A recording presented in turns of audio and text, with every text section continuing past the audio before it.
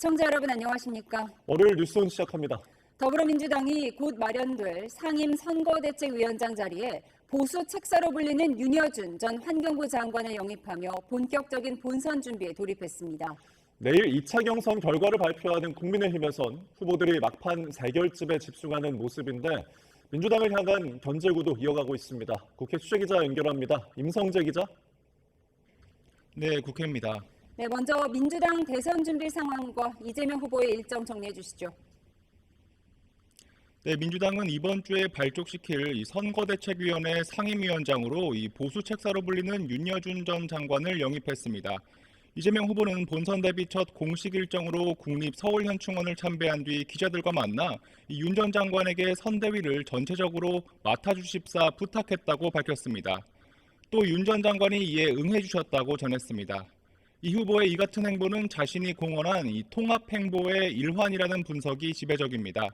실제 현충원을 방문한 자리에서 이승만, 박정희, 김영삼, 김대중 전 대통령의 묘역을 두루 참배하기도 했습니다. 또 예정에 없던 박태준 전 포스코 회장의 묘역도 참배했습니다.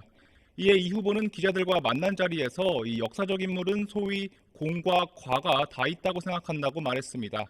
그러면서 의구심을 갖는 분들도 많겠지만 이 국민들의 힘을 최대한 하나로 모아야 한다며 이 통합의 필요성이 어느 때보다 높은 시기라고 강조했습니다. 현충원 일정을 소화한 이 후보는 곧장 대선 후보로서 이 당 최고위에 참석했는데요. 이 자리에서도 국민을 하나의 길로 이끌고 국민 에너지 역량을 최대한 결집하는 게 이 대통령이 할 일이라고 목소리를 높였습니다. 현장 행보에도 보폭을 넓히는 모습인데 조금 전엔 경기 이천시에 있는 SK 하이닉스를 방문했습니다. 일정 전 이 후보는 SNS를 통해 이 경제 성장의 핵심 엔진이던 반도체가 위기를 맞고 있다며 이 반도체 특별법을 신속하게 제정하겠다고 공약했습니다. 네, 국민의힘은 이재명 후보를 겨냥한 견제에 힘을 쏟는 동시에 당 대선 후보를 선출하는 데도 속도를 내고 있죠. 네, 국민의힘은 먼저 이 민주당 이재명 후보가 이 90%에 육박하는 득표로 대선 후보로 선출된 것을 놓고 이 날선 비판을 이어갔습니다. 권영세 비대위원장은 회의에서 이 민주당이 이재명 1급 독재당임을 입증한 대관식이었다고 맹비난했습니다. 이어 이 후보의 이 싱크탱크로 불리는 성장과 통합을 겨냥해 특정 인사들을 차기 정부 요직으로 거론한다는데 이 대선 전 자리 나눠먹기부터 시작한 거라고 주장했습니다. 들어보겠습니다. 독선과 탐욕의 정치에 대한민국의 미래를 맡길 수는 없습니다. 실력 없는 아집, 국민을 거스르는 이념은 반드시 실패합니다. 이제 국민께서 심판할 때입니다. 당 차원에선 이 성장과 통합에 대한 고발에 나섰습니다. 이 정치 자금을 받을 수 없는 미등록 조직임에도 위원들에게 회비를 부과해 불법 정치 자금을 모금하려 했다는 주장입니다. 내부적으로 내일 2차 경선 결과 발표를 앞두고 이 선거인단 투표와 국민 여론조사를 계속 진행하고 있습니다. 이에 따라 김문수, 안철수, 한동훈, 홍준표 후보는 당심과 민심을 잡기 위한 막판 표심 잡기에 공을 들이고 있습니다. 김문수 후보는 언론 인터뷰에 집중하는 공중전과 함께 미국발 관세 압박에 대응하기 위해 당선 즉시 한미 정상회담을 제안하겠다고 약속했습니다. 안철수 후보는 대전 현충원을 방문해 서해수호 영웅과 최상병 묘소를 참배한 뒤 이 지역 공약을 발표했습니다. 한동훈 후보 역시 충남 아산 현충사를 방문했고 이 핵 추진 잠수함을 확보하겠다는 내용의 국방 정책도 발표했습니다. 홍준표 후보는 중소기업 관계자들과 만나 이 대기업은 상속세를 완화하고 이 중소기업은 가업 상속 시 이 상속세를 면제해야 한다고 밝혔습니다. 네, 그런가 하면 진영을 가리지 않고 한덕수 대통령 권한대행의 대선 출마 여부에 관심이 쏠리는 상황이죠. 네, 연일 계속되는 한대행 차출론에 국민의힘 지도부의 움직임도 포착됐습니다. 이 한대행과의 만남이 예정되어 있는 정대철 헌정회장은 YTN과 통화에서 지난 주말 권영세 위원장이 전화를 걸어와 한대행과 만나기로 해서 고맙다는 취지로 감사 인사를 했다고 밝혔습니다. 또 권 위원장이 한대행 출마를 기정사실화하며 선배로서 이야기를 잘 해달라고 부탁했다고 덧붙였습니다. 국민의힘 최종 후보와 한대행의 단일화에도 큰 관심이 쏠리는 기류인데 당 관계자는 살아남은 후보와 한대행 간 공감대가 우선이라고 설명했습니다. 반면 민주당은 이 한대행을 내란 공범으로 규정하며 이 국민과 헌법을 우롱하지 말라고 비판했습니다. 김민석 최고위원은 최고위 회의에서 이 내란 수사를 막기 위해 출마하는 이 방탄 후보라며 한대행을 깎아내렸습니다. 들어보겠습니다. 한마디로 내란 내, 주술 주, 의리 없음 의, 무능 무, 방탄 방, 내주 의무 방, 오 불가론 후보입니다. 박수현 의원도 라디오 인터뷰에서 이 정치를 코미디로 만드는 일이라고 비판했고, 문진석 의원 역시 한대행이 출마해서 일주일 정도 버티면 손들고 중도 사퇴할 거라고 전망했습니다. 지금까지 국회에서 YTN 임성재입니다. 이처럼 한덕수 대통령 권한대행의 대선 출마 선언이 임박한 것으로 알려진 가운데 국무총리 비서실장이 사직서를 제출했습니다. 한대행은 외부 공개 일정 없이 국무회의 준비와 대미 관세 협상 대응에 주력하고 있는데 출마를 결정할 경우 사퇴 시점이 5월로 미뤄질 가능성도 거론됩니다. 신윤정 기자가 보도합니다. 지난주까지 광폭 행보를 이어간 한덕수 대통령 권한대행은 사흘째 외부 공개 일정이 없었습니다. 문체부 차관이 대독한 원불교 대각개교절 기념식 축사를 통해 국민 목소리에 귀 기울이겠다, 소외된 이웃을 위해 최선을 다하겠다는 메시지만 냈습니다. 이런 가운데 한대행 최측근으로 꼽히는 손영택 국무총리 비서실장이 사직서를 제출했습니다. 개인 선택이라는 뜻을 밝힌 것으로 전해졌는데 한대행이 대선에 출마할 경우 캠프에 합류할 것이란 전망이 나오고 있습니다. 일신상의 사유라고 했는데요. 최근 논란이 되고 있는 한덕수 권한대행의 출마와 관련된 행보처럼 보입니다. 사직서를 제출하고 출석하지 않았기 때문에 강제할 방법이 없다 하는 말씀. 손 실장을 시작으로 참모진의 사의 표명이 잇따를 것으로 전해지면서 한대행의 대선 출마 결정이 임박한 게 아니냐는 분석이 나오고 있습니다. 한대행은 29일 국무회의를 주재하고 대통령 권한대행의 헌법재판관 지명을 금지하는 것을 주요 내용으로 하는 헌재법 개정안에 대해 제2요구권을 행사할 것으로 알려졌습니다. 이어 오는 30일에는 방한하는 존 펠란 미 해군성 장관을 만나는 일정을 조율 중인 것으로 전해졌습니다. 미 군함 유지 보수 정비와 건조 책임자인 만큼 한미 통상협상 핵심 사안으로 떠오른 조선협력이 논의될 전망입니다. 이런 일정 등을 감안하면 사임 시점은 5월이 될 가능성이 높은데 대선 출마 공직자 사퇴 시한은 다음 달 4일입니다. 다만 다음 달 3일 국민의힘 대선 후보 결정을 지켜본 뒤 대선 출마 선언에 나설 거란 전망도 나오고 있습니다. YTN 신윤정입니다. 새미래민주당 이낙연 상임고문이 대선 출마 결심을 굳힌 것으로 확인됐습니다. 이 고문은 YTN과의 통화에서 후보 등록을 위한 실무 준비를 갖추라고 실무진에 지시했다며 이같이 밝혔습니다. 이 고문은 이른바 반 이재명 연대 차원으로 국민의힘 측 후보와도 접촉할 계획이 있느냐는 질문엔 인생사에 누구든 만남 자체가 없다고 할 수 없다고 답했습니다. 이어 아무나 손잡는 게 아니라면서도 위기 극복, 정치개혁, 사회통합에 어떤 생각을 가졌는지가 공통된다면 협력할 용의가 있다고 이미 여러 차례 언급한 바 있다고 덧붙였습니다. 대구 북구에서 난 산불이 확산하고 있습니다. 산림당국은 헬기 19대를 투입해 진화 작업을 벌이고 있는데요. 취재기자 연결해 자세히 알아보겠습니다. 이은재 기자, 산불이 언제 시작된 건가요? 네, 오후 2시쯤 산불이 발생했다는 신고가 접수됐습니다. 불이 난 곳은 대구 북구 노곡동 함지산 자락입니다. 경부고속도로 북대구 나들목 주변인데요. 2시간 전쯤 시작된 산불이 초속 3m 안팎의 북서풍을 타고 동쪽으로 번지는 상황입니다. 산불이 확산하면서 산림당국은 오후 3시 10분 산불 1단계를 발령했고 이후 오후 3시 40분쯤 산불 2단계로 올렸습니다. 현재 헬기 26대와 장비 38대, 지상 진화대원 100여 명을 투입해 진화 작업을 벌이고 있습니다. 대구시 북구는 산 동쪽에 있는 조야동과 서변동 주민에게 대피를 권고하는 안전 안내 문자를 발송했습니다. 또 등산객들도 산에서 내려와 안전한 곳으로 대피하라고 공고했습니다. 현재까지 확인된 산불 영향구역은 36헥타르, 축구장 50개 정도입니다. 화선, 그러니까 불길의 길이는 3.7km 정도입니다. 현장에는 초속 3m 안팎의 바람이 불고 있는데 순간 풍속은 초속 11m에 이르는 거로 확인됐습니다. 또 연기도 심하게 발생하고 있는데요. 산림당국은 나무에 잎이 많이 돋아난 상황이라 겨울철보다 연기가 심하게 발생하고 있다고 설명했습니다. 비교적 강한 바람에 심한 연기까지 더해지면서 진화 작업도 쉽지 않은 것으로 알려졌습니다. 산림청과 대구시는 인력과 장비를 최대한 동원해 진화 작업을 벌이고 있다고 밝혔는데요. 산불 발생 지역 주변 주민들은 재난 문자나 방송을 수시로 확인하는 등 안전에 각별한 주의를 기울여야겠습니다. 지금까지 대구 경북 취재본부에서 YTN 이윤재입니다.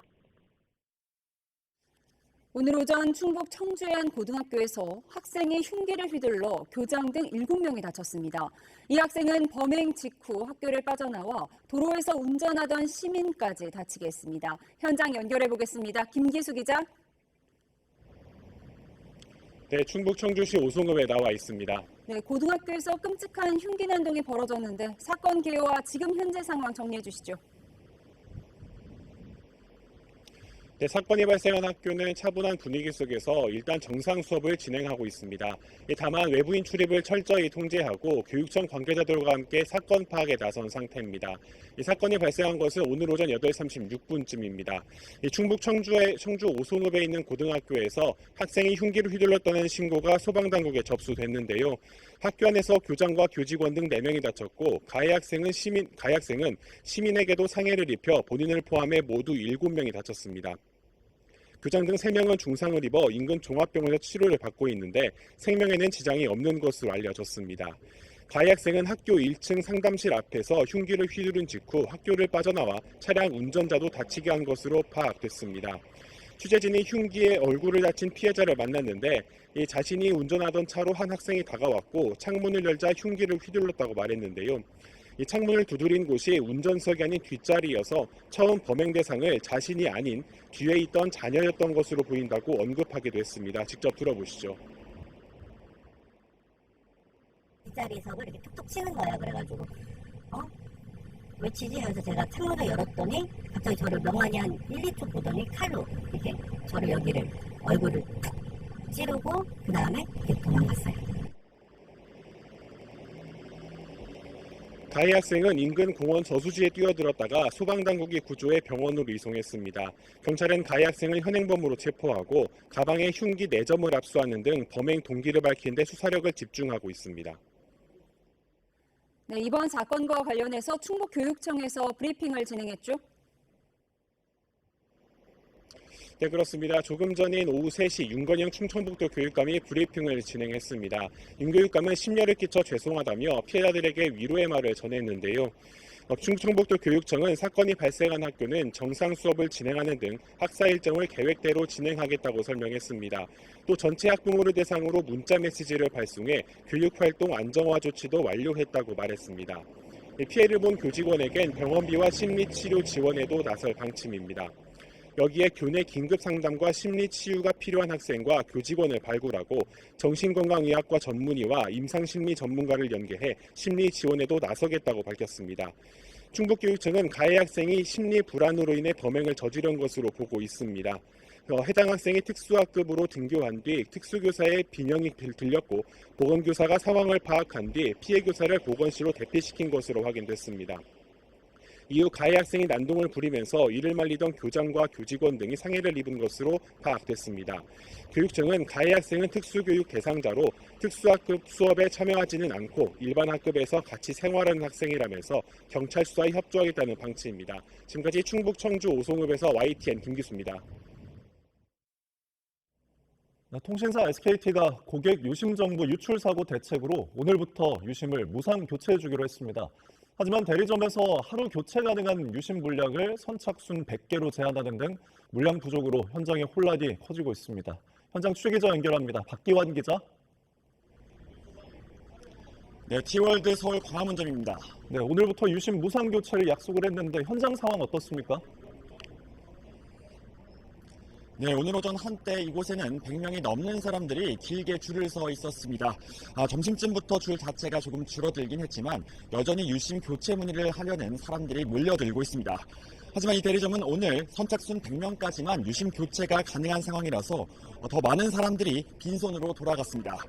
이 대리점은 앞으로도 현장에서 하루 100명씩만 유심을 바꿀 수 있다면서 티월드 사이트에서 예약한 뒤 방문하도록 안내하고 있습니다.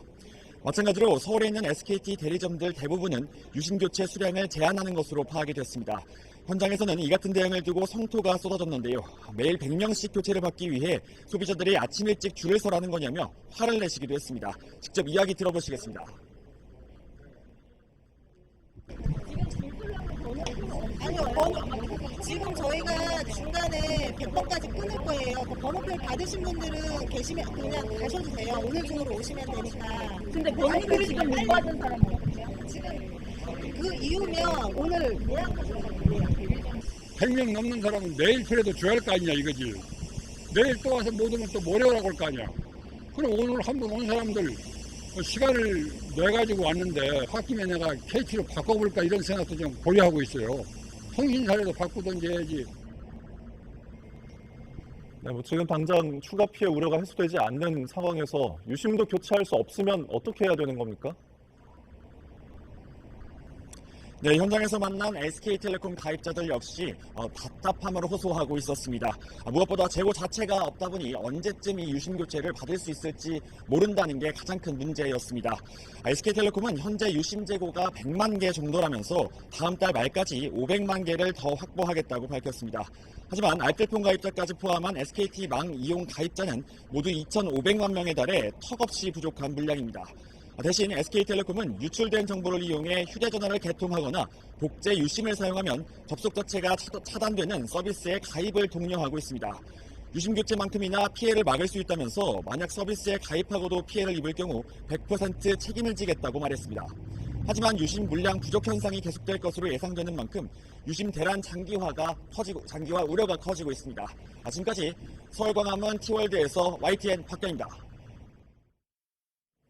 경찰청 국가수사본부는 SK텔레콤 해킹 사건과 관련해 수사 의뢰를 접수해서 입건 전 조사를 하고 있다고 오늘 밝혔습니다.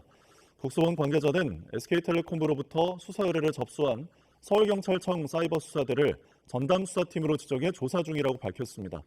다만 아직 해킹 세력을 특정할 단계는 아니라며 현재까지 금전 피해 신고가 접수된 건 없다고 전했습니다. 홈플러스 사태를 수사하는 검찰이 본사와 MBK 파트너스 사무실을 압수수색했습니다. 검찰은 경영진이 신용등급 하락을 예상하고도 투자자를 속여 채권을 판매한 정황을 포착했습니다. 신지원 기자입니다. 검찰이 홈플러스 본사와 대주주인 MBK 파트너스 사무실 관계자들의 주거지에 검사와 수사관을 보냈습니다.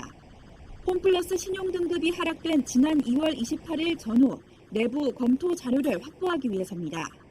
이번 달 초 신영증권 등 증권사 연대는 홈플러스와 MBK 경영진이 신용등급 하락 가능성을 알고도 투자자를 속여 단기 채권을 판매했다며 사기 혐의로 고발했습니다. 지난 21일에는 금융위원회가 자본시장법상 사기적 부정거래 정황을 포착해 사건을 검찰에 넘겼습니다. 홈플러스는 지난 2월 28일 신용등급이 감등되기 불과 사흘 전까지 증권사를 통해 800억 원대 채권을 판매했는데 신용등급이 하락하자 나흘 만에 법원에 회생 절차를 신청하면서 채권 채무가 모두 동결됐습니다. 경영진은 그동안 사전에 신용등급 하락 가능성을 알지 못했다고 주장해왔지만 사전에 준비한 거 없습니다. 신용등급 떨어지는 게 확정된 뒤에 저희가 긴급히 검토하고 그 연휴 기간 중에 의사결정을 해서 신청한 겁니다. 홈플러스 사태를 조사해온 금융감독원은 최근 관련 증거를 입수했다고 밝혔습니다. 상당 기간 전부터 기업회생 신청을 계획한 점에 대한 구체적인 증거를 확보하여 검찰에 이첩하였습니다.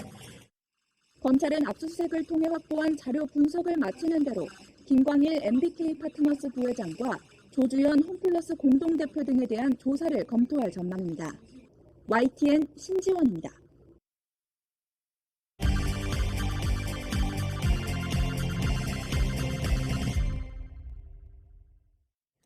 정치의 겉과 속을 들여다보는 정치온 시작합니다. 오늘은 전용기 더불어민주당 의원, 이준우 국민의힘 대변인, 그리고 배종찬 인사이트K 연구소장 세 분과 함께합니다. 어서 오세요.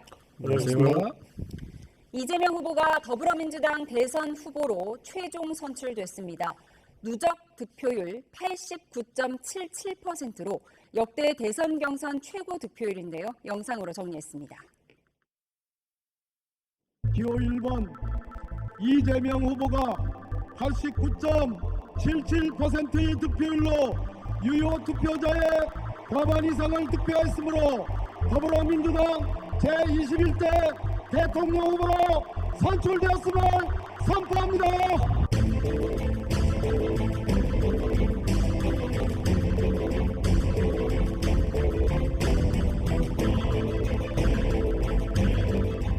지금 이 순간부터 이재명은 민주당의 후보이자 내란 정식과 위기 극복, 통합과 국민 행복을 갈망하는 모든 국민의 후보입니다.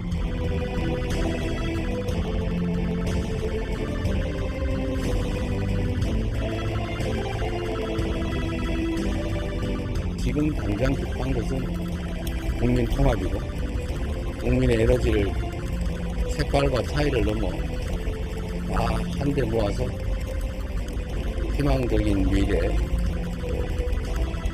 세계로 나아가야 되지 않을까 그런 생각입니다. 윤석열 전 장관님한테 선대위를 전체적으로 한번 맡아주십사 부탁을 드렸는데 다행히 응해 주셨습니다.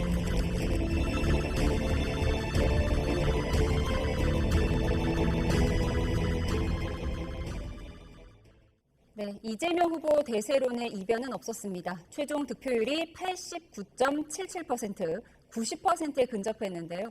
박수현 의원은 이제 어대명, 구대명이라기보다는 이번 대선은 이재명이다, 이대명이라는 말을 했습니다. 전영기 의원님, 지금 민주당 분위기 어떻습니까?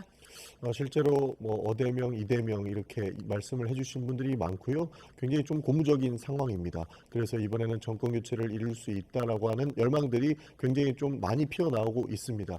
이게 단순히 이렇게 튄 여론조사나 튄 조사나 튄 투표였다면 분명히 여러 가지 해석들이 난무했을 수 있을 것 같습니다. 그러나 처음에 논란이 제기되었던 여론조사 방식, 그 다음에 당원 투표 방식들이 결국엔 5대5로 했음에도 불구하고 국민 여론조사도 굉장히 높은 수치로 이재명 후보에게 이렇게 표심이 갔었거든요. 그래서 모든 논란을 잠재우고 뽑힌 대통령 후보이다, 이렇게 평가해도 좋을 것 같습니다. 예, 박지원 의원은 이재명 후보가 김대중 전 대통령의 길을 걷고 있다, 이렇게 강조를 했더라고요. 민주당에서는 이제 절대적 지지를 받고 대선 후보를 선출했다, 이제 이런 점을 강조하고 싶은 것 같은데 제가 보기에는 1급 체제의 어떤 효과를 톡톡히 본 게 아니겠느냐, 이런 생각이 들고요. 지금 민주당에서는 이렇게 이제 이재명 후보가 가지고 있는 이제 나 이외에는 모두 다 안 돼, 나와 다른 입장에서는 다 안 돼라고 해서 좀 이제 최민희 의원이 그때 그런 얘기 했지 않습니까?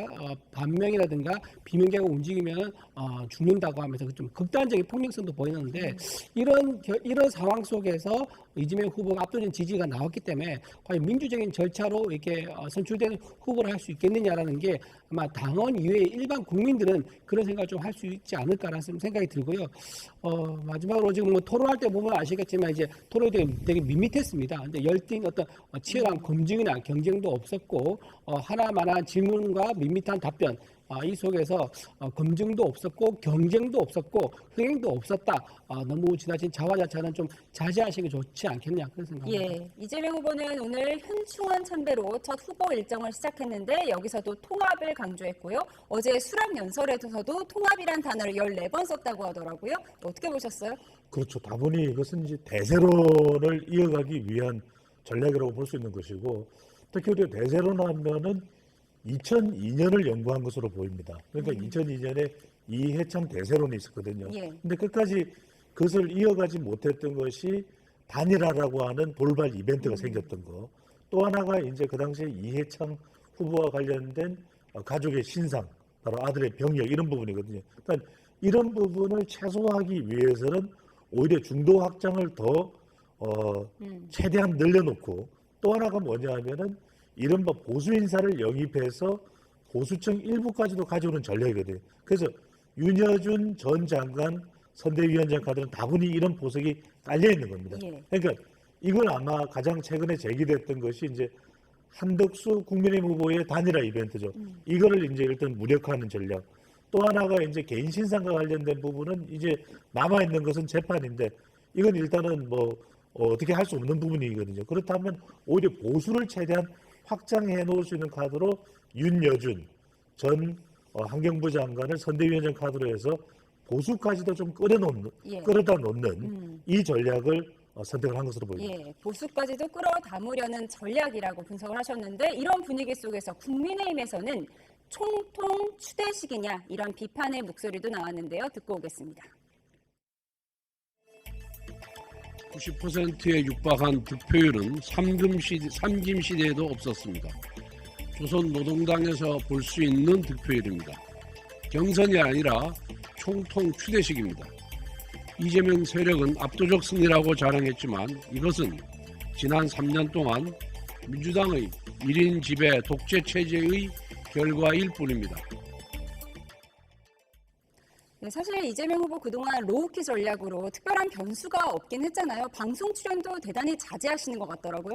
실제로 굉장히 좀 관리하는 측면이 볼 수 있었습니다. 기본적으로 많은 논란들을 만들어내려고 했고 실제로 보수 정당인 국민의힘에서도 극적인 효과를 만들어내기 위해서 본인들의 후보도 아닌데 한독수 추대론을 띄우면서 여러 가지 이런 반전 효과를 노리려고 했죠. 그러나 그것들이 하나도 먹히지 않았던 것 그리고 이재명 대표가 실제적으로 그 관리적인 측면을 보였던 것이 이 결과와 연결돼 있지 않을까 싶습니다.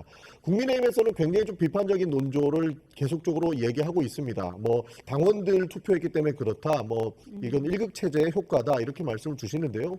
사실 민주당의 당원들은 바보가 아닙니다. 일극 체제라고 하는 비판들도 있음에도 불구하고 그런 내용들을 감안하지 않으려고 했던 부분들이 보였다는 것이고 기본적으로 국민 여론조사 5와 그다음에 당원 투표 5였습니다. 그러니까 5대5의 투표 방식이었다 함에도 불구하고 89.77%가 나왔다는 것을 가지고 민주당 당원들을 향해서 비판하는 것은 앞뒤가 안 맞는 부분입니다. 그렇게 되면은 앞으로 국민의힘에서도 나오는 그 경선 방식이 5대5일 텐데 그것도 못 믿을 것이냐라는 반문을 드릴 수 있는 하나의 요건이다라는 말씀 드리겠습니다. 당심과 민심에서 고르게 다 높은 득표율을 얻었기 때문에 총통 추대식이냐 이런 국민의힘 비판은 의미가 없다라고 지적을 하신 것 같아요. 지금 이재명 후보가 로우키 아까 말씀하셨지 않습니까? 이제 일체 어떤 기자들의 돌발 질문 같은 상황을 안 만들려고 하는 그런 이제 되게 조심스러운 모드를 보여주고 있는데 지금 떨어지는 낙엽을 조심해서 몸보신할 때가 아닙니다. 본인이 정말 이번 대선 세 번째 도전인데 여기서 승리하고 싶으면 본인이 가지고 있는 리스크에 대해서 적극적으로 해명을 하고 어떤 비전인지를 적극적으로 보여줘야 되는데 그러지 않고 있는 듯 없는 듯 이런 대세 모드로 가겠다는 것은 국민들한테 오히려 더 관심에서 멀어지게 할 것이다 라는 생각이 들고 반면에 이제 국민의힘 경선이 지금 굉장히 치열하지 않습니까? 그리고 지금 국민의힘과 민주당에 있는 이제 정당 지지도가 상당히 좁혀진 상태입니다. 아마도 이 좁혀진 이유가 국민의힘 경선이 치열해지면서 이번에 2차 경선, 조만간 3차 경선에서 마지막 후보가 정해질 건데 이렇게 국민의힘은 경선을 통해서 국민의 눈과 귀를 끌어모으고 있고요. 또 이번 주말 정도 해가지고 단일화된 논의가 들어갈 것 같은데 단일화를 가져간다면 아마도 이재명 후보가 이렇게 이제 다 이긴 게임처럼 느긋하게 있을 상황을 아마 후회하게 되실 거다. 저는 그렇게 봅니다. 예, 느긋하게 있는 상황을 후회하게 되실 거다. 이렇게 얘기를 하셨습니다. 말씀하셨지만 한덕수 권한대행의 출마설에 힘이 실리고 있는 이 상황에서 정대철 헌정회장과의 만남도 관심인데요. 우선 정대철 헌정회장이 누구인지부터 정리를 해보겠습니다. 화면 보시죠. 네, 정대철 헌정회장 전 민주당 상임 고문으로 김대중 전 대통령의 최측근입니다. 한덕수 대행은 보름 전 출마를 권유했던 정대철 헌정회장에게 전화를 걸어서 만남을 제안했고요. 이번 주 초반에 두 사람이 만날 것으로 전해지고 있죠. 정대철 헌정회장은 YTN과의 통화에서 지난 주말 변영세 비대위원장이 전화를 걸어와 한대행과 만나기로 해서 고맙다는 취지로 말했다고 밝혔습니다. 또 권 위원장이 한대행 출마를 기정사실화하며 단일화를 만들어달라고 부탁했다는 보도도 나왔는데요. 정 회장은 또 김무성 전 새누리당 대표와 손학규 전 바른미래당 대표도 한대행의 출마를 지지한다고 말했다는 얘기도 전했습니다. 이런 가운데 한덕수 권한대행의 측근인 손영태 총리실 비서실장이 오늘 오전 정무위 전체회의에 참석할 예정이었지만 사의를 표명한 뒤에 불출석했습니다. 이에 따라 한대행의 출마 선언이 임박했다는 관측에 무게가 한층 더 실리고 있는데요. 국민의힘 경선 후보들의 속내는 상당히 복잡해 보입니다. 시종일관 한덕수 대행과의 단일화에 긍정적인 김문수 후보 어제 SNS를 통해 단일화의 진심인 후보, 믿을 수 있는 후보는 김문수뿐이라는 글과 함께 김문수의 문과 한덕수의 덕을 합해 나라를 구할 을지문덕이라고 적힌 포스터를 공유했습니다. 하지만 권영세 비대위원장의 발언이 알려진 후 다른 경선 후보들은 다소 불쾌감을 드러내고 있는데요. 들어보시죠. 저는 우리 권영세 비대위원장의 품을 믿습니다. 그런데 만약에 사실이라고 하면 매우 부적절하다고 생각을 합니다. 왜냐하면 지금 비대위원장님은 우리 이 경선뿐만 아니라 이 대선을 진두지휘를 해야 되거든요. 그런데 4명의 후보가 지금 나와 있는 이 와중에 그러한 것이 바깥으로 나오면은 이게 4명의 후보들은 그럼 뭡니까? 페이스메이커가. 한덕수 권한대행이 출마할 확률을 40%라고 생각합니다. 국민이 바라볼 때는 명분이 있어야 됩니다. 그런데 계엄이나 탄핵에 대해서 국무총리가 책임이 없습니까? 있죠. 그 일주일 사이에 많은 변화가 있을 것 같아요. 그러면 한덕수 권한대행이 그냥 포기를 해버리고 나오지 않는 게 맞다는 분위기가 형성될 가능성이 높다는 거죠. 네, 정대철 헌정회장과 한덕수 대행이 만난다. 소장님, 그 의미부터 좀 짚어주시죠. 그렇죠. 그것은 이제 출마의 이른바 부채질이 되겠죠. 그리고 또 하나가 앞서 이재명 대세론 속에서 이재명 후보가 윤여준 보수 인사를 선대위원장으로 역임한 것과 마찬가지로 지금 정대철 헌정회장은 민주당 출신이면서도 개헌에 관심이 많아요. 그러니까 개헌을 플랫폼으로 해서 또 새로운 이 권력 개편이 이루어질 수 있는 그런 기대에 또 군불대기를 하는 거라고 봐야 되겠죠. 그런데 한덕수 권한대행이 출마하는 것에 대해서 지금 당 내의 인사들은 적잖은 또 거부감도 있습니다. 그런데 왜 출마를 할까? 첫 번째는 지지율 같아요. 그러니까 지금 이재명 후보의 대선에는 나오는 상황에서 지금 국민의힘 경선에 뛰어든 후보들로서는 물론 아직 시간이 남아있지만 이게 힘들 것이다. 그렇다면 이것을 좀 부각시킬 수 있는 인물이 한덕수 권한대행 아니겠느냐라고 하는 일종의 요구성이죠. 그러니까 국민의힘 내부에서도 이런 목소리가 나오고 있어요.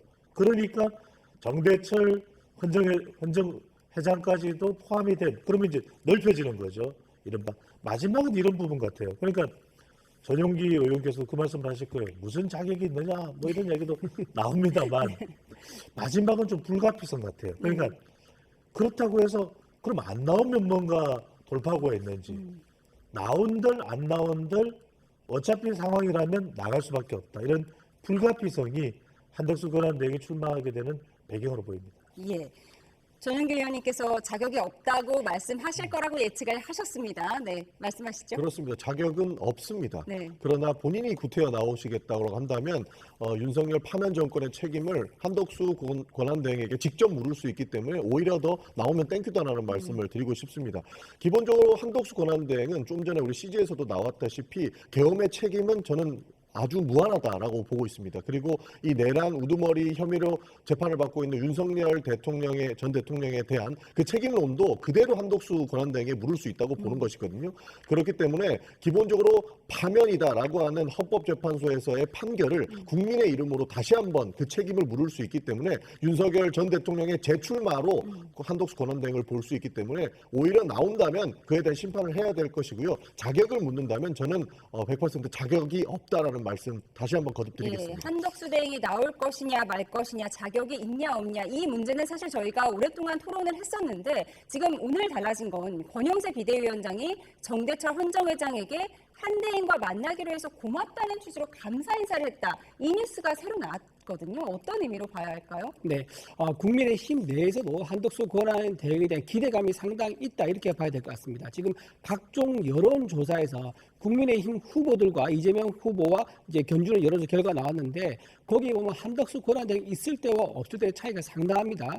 한덕수 권한대행이 있다 그러면요, 그 한덕수 권한대행과 나머지 이제 개혁신당이라든가 이런 다른 이제 정당에서 나왔던 후보들과 다 더하면요, 이재명 후보와 거의 1%포인트밖에 차이가 나지 않는 정말 치열한 그런 접전이 될 수 있는 그런 상황이 되거든요. 그렇다 그러면 국민의힘 입장에서는 정권 창출이라든가 또는 이재명 후보의 정권 이재명의 정권이 나온 것을 막기 위해서 그보다 더 이길 수 있는 명분이 뭐가 있겠습니까? 이재명 후보가 내세우고 있는 친중 행보라든가 또는 전체주의적 행보, 반시장주의적 어떤 공약들 이런 거를 막기 위해서라면 어느 후보든 우리는 손을 잡고 이기기 위한 어떤 대의 속에서 다 같이 모여들 수밖에 없는 상황이다. 이거는 국민의 힘과 그리고 국민 여론조사에서 나온 걸 우리가 수용하는 그런 과정이라고 봐야 될 것 같습니다.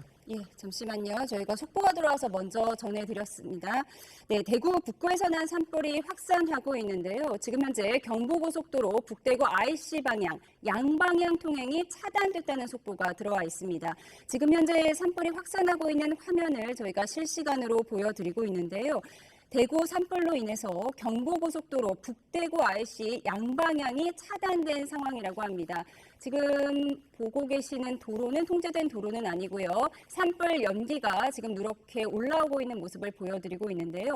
북대구 IC 양방향이 차단됐다고 합니다. 지금 현재 산림당국이 헬기 19대를 투입해서 진화 작업을 벌이고 있습니다. 산불이 발생했다는 신고가 접수된 건 오후 2시쯤이고요. 불이 난 곳은 대구 북구의 노곡동 함지산 자락입니다. 지금 보시고 있는 화면 경부고속도로 북대구 나들목 주변의 모습을 보여드리고 있습니다. 지금 시커먼 연기가 산을 뒤덮고 있는 모습까지 보여드리고 있습니다. 네, 2시간 전쯤에 시작된 산불 초속 3m 안팎의 북서풍을 타고 동쪽으로 번지는 상황입니다. 산불이 확산하면서 산림당국은 오후 3시 10분쯤에 산불 1단계를 발령했다가 조금 전에 2단계로 올렸고요. 현재 헬기 20여 대와 장비 38대, 지상 진화대원 100여 명을 투입해 진화 작업을 벌이고 있습니다.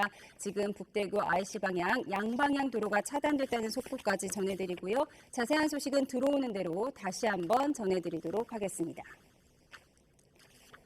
네, 한덕수 대행과의 단일화에 권영세 비대위원장의 적극적 의사를 표현했다는 이 같은 보도에 대해서 홍준표 후보 측이나 한동훈 후보 측은 부적절하다. 그럼 우리는 페이스메이커가 되는 것이냐며 불편한 기색을 숨기지 않고 있습니다. 소장님, 그런데 토론회 과정에서 한덕수 대행과의 단일화, 우리도 오케이다. 지금 4명의 후보 모두 그런 오케이 입장을 냈는데 또 이 권영세 비대위원장이 적극적으로 나서는 것은 또 다른 차원의 문제인가 봐요. 다르죠. 그러니까 이제 경선 과정에서 단일화에 대해서 한덕수 권한대행과의 단일화에 대해서 오케이 사인을 냈던 것은 그래 단일화되면 내가 될 거야. 내가 후보가 될 거야. 한덕수 권한대행은 단일화가 되면서 후보가 되는 건 아니고 내 도우미가 되는 거 이렇게 생각한 거죠. 그런데 지금 권영세 비상대책위원장이 적극적으로 나서는 모양새가 되면 어떻게 됩니까? 마치 지도부가 한덕수 권한대행을 추대하는 양, 또 단일화를 하더라도 더 한덕수 권한대행에 힘이 실리는 양 이렇게 되는 건 거부감을 느껴야 되죠. 또 하나 중요한 것은 지금 국민의힘이 이렇게 되면 최종 후보가 이른바 한덕수 권한대행이 결정한다 이런 이야기까지 나옵니다. 한덕수 권한대행 지지층이 국민 여론조사 무당층에서 어느 후보를 지지할까? 또 당원들 중에서도 한덕수 권한대행이라야 이재명 후보에 맞설 수 있다고 생각하는 당원들이 누구를 지지할까? 이렇게 되면 일파만파 지금 2명 결정도 안 됐어요. 영향을 미치 더군다나 지금 김문수 후보의 경우에는 얼찐 문덕 이야기까지 나오고 있거든요. 그래서 이게 일파만파 파장이 되고 있는 거죠. 예, 이런 가운데 이낙연 새미래민주당 상임고문도 대선 출마 결심을 굳혔다는 보도가 오늘 나왔어요. 네, 충분히 여러분들께서 대선 출마를 고심하고 있고 심지어는 뭐 추대론을 띄우면서 정치적 룸을 늘리고 있는 시도를 볼 수 있을 것 같습니다. 그러나 대선 전국이 되면 사실 소위 얘기하는 난각병이 나올 수도 있는 것이고요. 본인의 정치적 룸을 만들기 위해서 끊임없는 노력을 하는 것이기 때문에 오히려 많은 후보들을 내세워서 국민들께 평가받는 것은 좀 더 바람직하지 않나 이렇게 보고 있습니다. 사실 저도 국민의힘 상황 한 말씀만 더 드리면 권영세 비대위원장까지 나서서 한덕수 권한대행을 띄우기로 하는 것들을 보면 사실 정치공학적으로도 이해할 수 없습니다. 왜냐하면 자당의 대표는 자당의 후보를 띄우는 것이 아주 상식적인 내용이거든요. 그러나 밖에서 외부 인사를 추대하면서까지 그 사람을 띄우기 위한 활동을 한다면은 어떻게 반대로 이야기하다 보면 권영세 비대위원장이 자신이 지금 보유하고 있는 4명의 후보가 자신이 없다. 어떻게 보면 자격이 없다. 이런 식으로도 국민들께는 비춰질 수 있는 모양새거든요. 그러다 보니 4명의 후보들은 당연히 반발할 수밖에 없는 상황이죠. 이 부분을 해결하기 위해서 사실 비대위원장은 한 발 뒤로 물러서서 결국에는 자당의 후보가 대통령 후보가 될 수 있게끔 밀었어야 합리적이었다라고 보는 것이어서 저 반발들은 어느 정도 예견된 참사다 이렇게 평가합니다. 예, 당의 지도부가 나선 건 당에 대한 자신감이 없는 것이다라고 표현을 하셨어요. 어떻게 보세요? 당 입장에서는요, 우리 당에서 후보를 내는 게 가장 좋고 바람직하죠. 당원들의 기대도 충족시킬 수 있고요.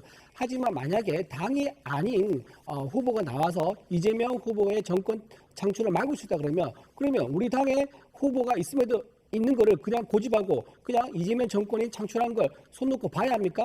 이재명 정권의 창출을 우리가 응원해야 됩니까? 그럴 수는 없지 않습니까? 이재명 정권 창출을 막기 위해서는 그 큰 대의 아래서 어떻게 지역적인 걸로 지금 다투거나 갈등할 여유가 없습니다. 그래서 한덕수 권한대행이 나와서 우리가 시너지 효과를 보고 그로 인해서 우리가 이제 무도한 정권의 창출을 막을 수 있다면 그 명분 아래 아마 국민들은 다 모여들 것이다 그렇게 생각합니다. 예, 이런 분위기 속에 보수 진영의 시야는 한덕수 대행의 입만 주시하고 있습니다. 그렇다면 만약 출마 선언을 한다면 과연 언제가 될까요? 그래픽을 좀 보여주시죠.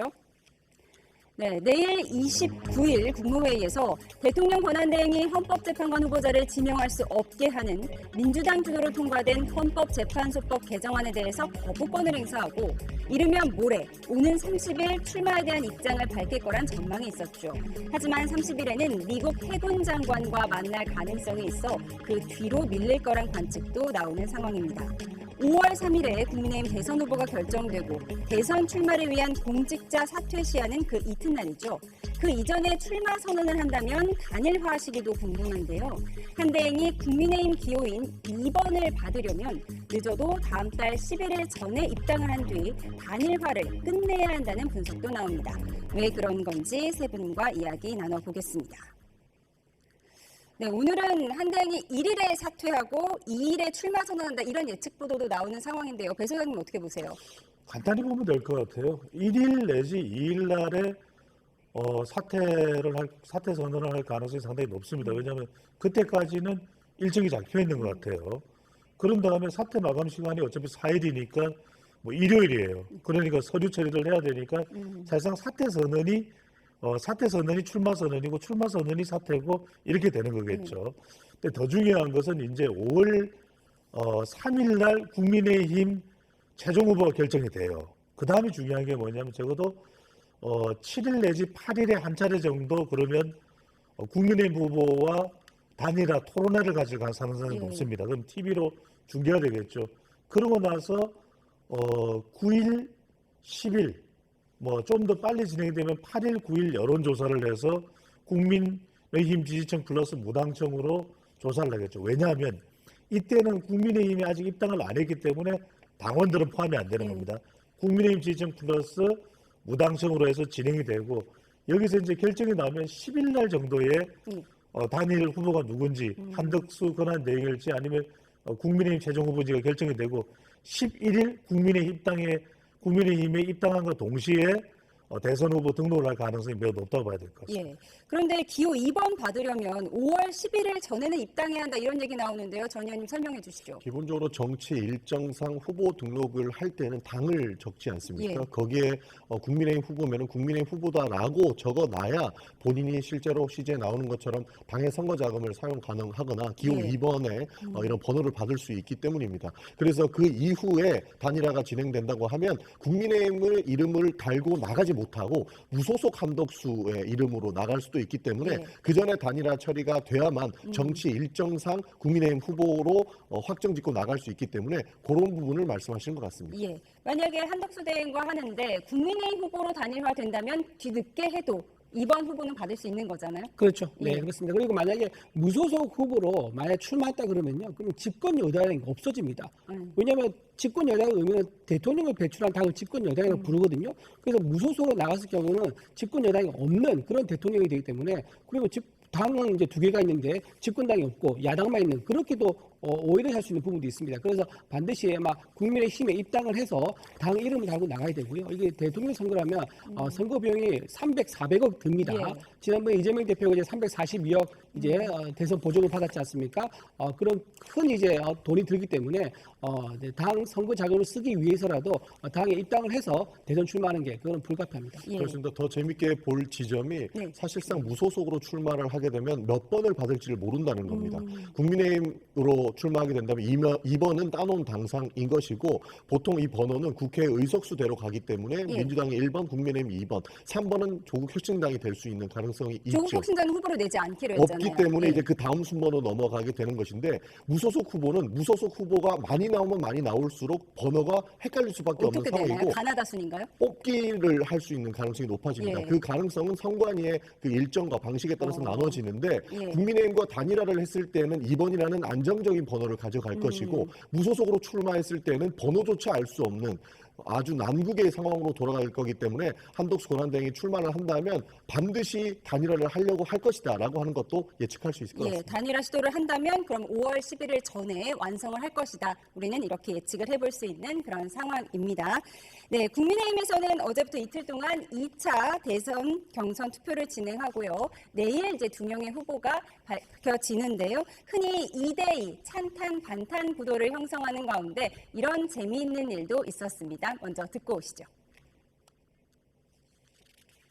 그러니까 김문수 선배한테 대드는 거 보고 참 자는 못됐다.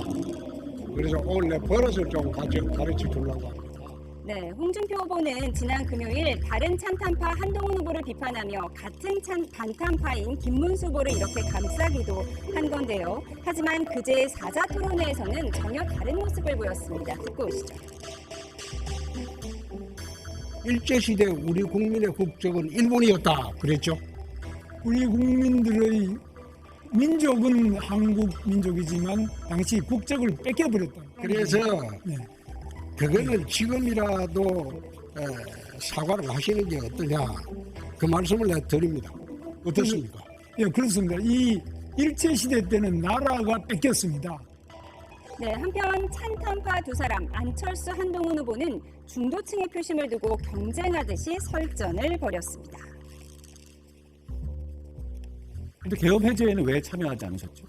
그때 시간을 놓쳤습니다. 후보님 입장에서는 계엄 해제가 맞다고 판단하신 거잖아요. 그때는 왜 안 하셨습니까? 제가 안 의원님께도 말씀드리지 않았습니까? 안 의원님도 별도로 따로 발의는 안 하셨었죠? 저는 발의를 할 줄 믿고 있었습니다.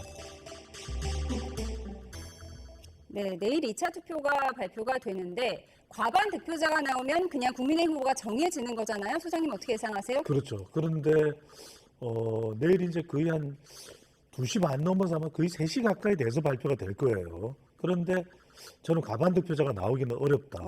그렇게 보는 이유는 뭐냐면은 지금 탄핵 찬성이 김문수, 홍준표 두 사람이에요. 그럼 당원에서도 표가 갈릴 수밖에 없고 여기에 탄핵 찬성에 한동훈 후보의 표도 있습니다. 그러면 이게 3파전이에요.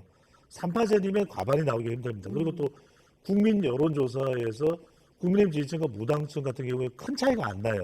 그러니까 새 후보가 서로 경쟁하는 구도가 되고 있기 때문에 과반이 나오기 힘들다 이렇게 볼 수 있고 앞서 이제 우리 앵커께서 이 토론회의 재미있는 장면을 보여주는데 이게 지금 현재의 상황을 판세를 그대로 보여주는 거예요. 내일이니까 제가 재미있게 흥미있는 부분이라서 말씀드리면 홍준표 후보는 지금 여유가 없는 겁니다. 왜?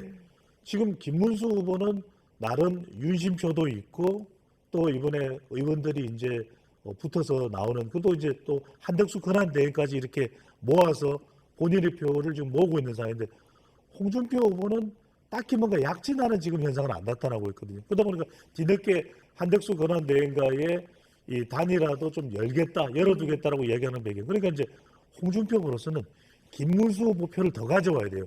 공격을 안 할 수가 없는 겁니다. 그다음에 한동훈 후보의 경우에는 상당히 이 2강에 올라갈 가능성이 있긴 하지만 좀 더 확실하기 위해서는 탄핵 찬성표를 완전히 본인 것으로 가져와야 돼요.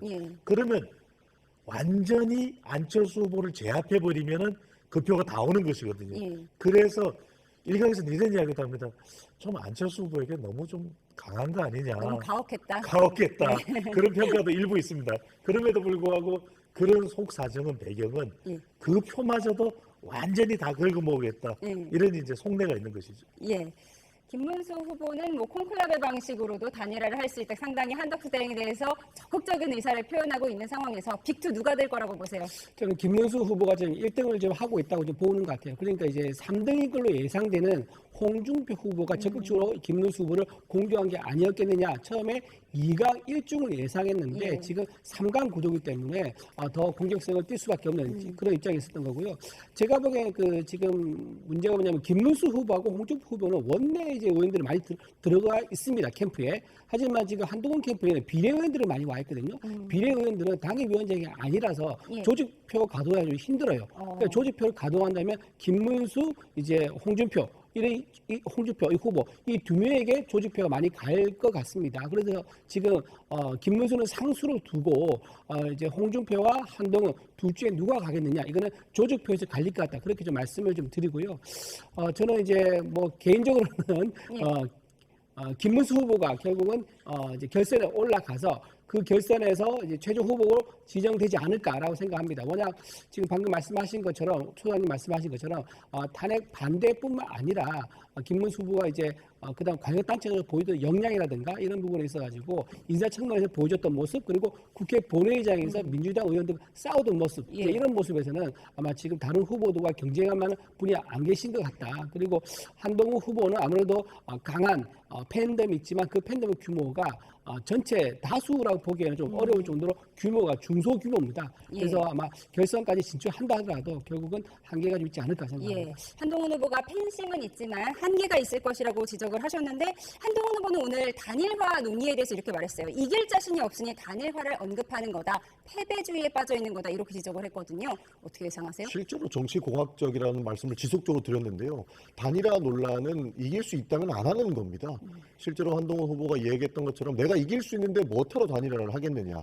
마지막까지 힘을 모아야만 우리가 승리를 할 수 있을 것이다 라고 생각이 들 때 단일화를 논하는 거거든요.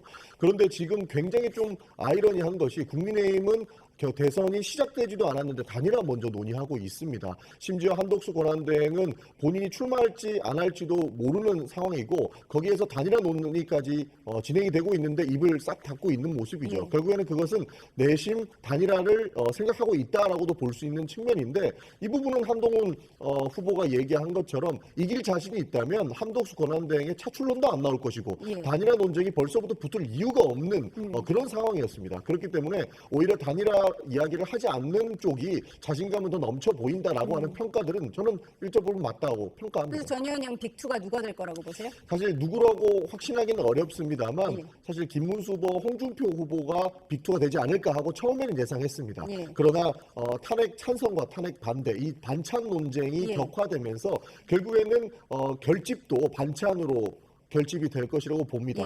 결국에는 원래 선거는 바람에 따라서 가는데 이 바람이 잘 타지 않는 부분에 결국 조직표가 붙게 되는데 결국에 조직표가 붙는 김문수 후보가 일단은 우위에 점할 것이라고 보는 것이고, 하나는 이 바람이냐 조직이냐인데 여기에서 한동훈 후보와 사실상의 홍준표 후보가 저는 박빙이기 때문에 누구라고 말씀드리기 참 어렵다는 말씀을 드리겠습니다. 짧게만 보태면요. 한동훈 후보가 이렇게 단일화에 대해서 한덕수 권한대행 단일화에 선을 긋는 이유가 있습니다. 왜냐하면 한덕수 권한대행 이야기가 부각되면 부각될수록 탄핵 반대 쪽이 강화되는 것입니다. 이건 안 돼. 탄핵 찬성 쪽이 강화돼야 돼. 그러면 한동훈 후보로서는 오히려 이 2강 떠나서 최종 후보가 되기 위해서라도 한덕수 권한대행과 오히려 대립하게 서는 겁니다. 그러면 한덕수 권한대행의 표는 어차피 한동훈 후보 쪽으로 안 올 테니까 차라리 대립각을 세워서 오히려 한덕수 권한대행보다는 자기 쪽에 힘을 실어줄 수 있는 사람을 더 빨리 확보하려는 전략으로 봐야 되겠죠. 그러니까 찬탄표를 굳건히 지키자, 이런 전략이라고 말씀하셨는데 그러한 전략을 펴고 있는 한동훈 후보 SNL 코리아에 출연을 했는데요. 그 모습 먼저 보고 오시죠. 제가 이걸 살 거라는 걸 어떻게 아시죠? 갖고 오겠습니다. 갖고 왔다고 해서 산다는 거는 가져가세요. 억지가 아닙니까? 정성호 씨가 평소 한 후보의 말투를 완벽하게 따라하자 이에 한 후보는 내가 진짜 이러나? 저런 표정 지으면 정말 약이 오르긴 하는구나 라며 자신을 되돌아보기도 했습니다. 그러면서 거울 치료를 받은 것 같다고도 말했는데요. 치료의 효과 과연 나타날까요? 네, 한동훈 후보가 SNL 코리아에 출연한 뒤에 거울 치료라는 해시태그를 올렸습니다. 영상 보셨습니까? 네, 봤습니다. 근데 이제 본인이 이제 저게 이제 특히 MZ 세대한테 많이 이제 공유가 되는 것 같더라고요. 근데 저거 가지고 이제 한동훈 후보가 가지고 있는 그래 좀 답답한 면 이제 이런 거에 대해서 좀 이제 돌려보면서 재미있어 하고 이제 이런 거 보니까 본인이 저거를 이제 웃음으로 빨리 넘겨서 오히려 승화시켜서 넘어가야겠다라고 생각을 한 것 같아요.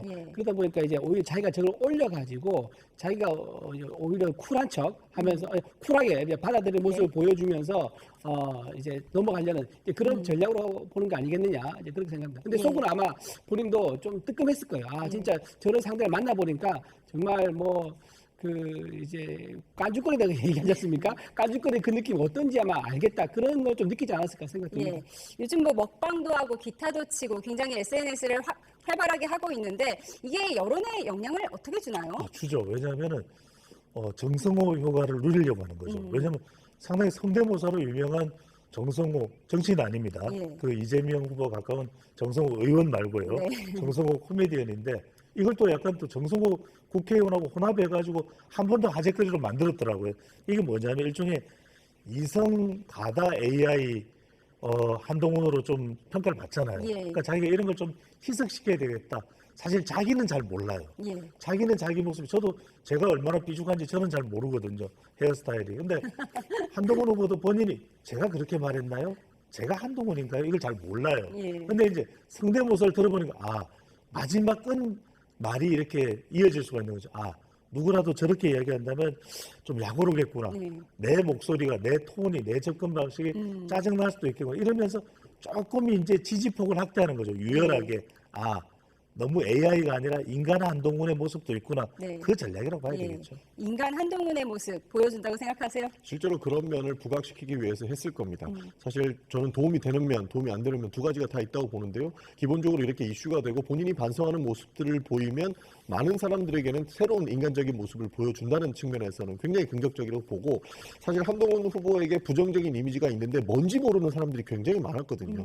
굉장히 말은 잘하고 똑똑한 것 같은데 뭔가 뚜렷한 해답은 안 나온다라고 하는 것들을 사실 거울치료라고 하는 모습들을 보면서 저런 모습이 깐족된다라고 평가를 받는 부분이라고 하면서 해당의 본인의 부정적인 모습들을 정확하게 드러내게 된 것이죠. 그래서 저는 저렇게 SNL에 출연해서 했던 것은 정치적으로는 굉장히 큰 효과를 누릴 수 있을 거라고 보지만 반면 부정적인 효과도 이제 사람들에게 무엇인지를 정확하게 알려줬다 이렇게 평가할 수 있을 것 같습니다. 한동훈 후보뿐만 아니라 김문수 후보, 홍준표 후보 등도 SNL 코리아에 출연을 하고 있는데 이 같은 후보들의 움직임 여론에는 어떤 영향을 줄까요? 오늘 나온 리얼미터 여론조사 짚어보겠습니다. 그래픽 보여주시죠. 네, 여전히 이재명 후보가 압도적인 1위를 기록하고 있습니다. 48.5%고요. 이어서 김문수, 홍준표, 한동훈 후보가 뒤를 잇고 있습니다. 네, 이재명 후보와 국민의힘 후보 그리고 이준석 개혁신당 후보까지 겨루는 가상 3자 대결을 보면요. 이재명 후보가 대체적으로 과반을 조금 넘은 가운데 김문수, 홍준표, 한동훈 후보 순으로 격차가 가장 적은 걸 확인할 수 있습니다. 네, 이 조사에서는 지금 한덕수 대행은 빠져 있어요. 어떤 변수가 될 거라고 보세요? 저기서 이제 한덕수라는 변수를 집어넣으면 아마 상당히 다른 결과가 나올 겁니다. 지금 저기 없다라는 이제 무응답층이 좀 많이 있거든요. 저 층들이 좀 줄어들면서 나와 있는 이제 어떤 선수들의 이제 표가 좀 한 곳으로 모이는 한덕수 대행한테 모이는 그런 현상에만 나타날 거로 좀 보이고요.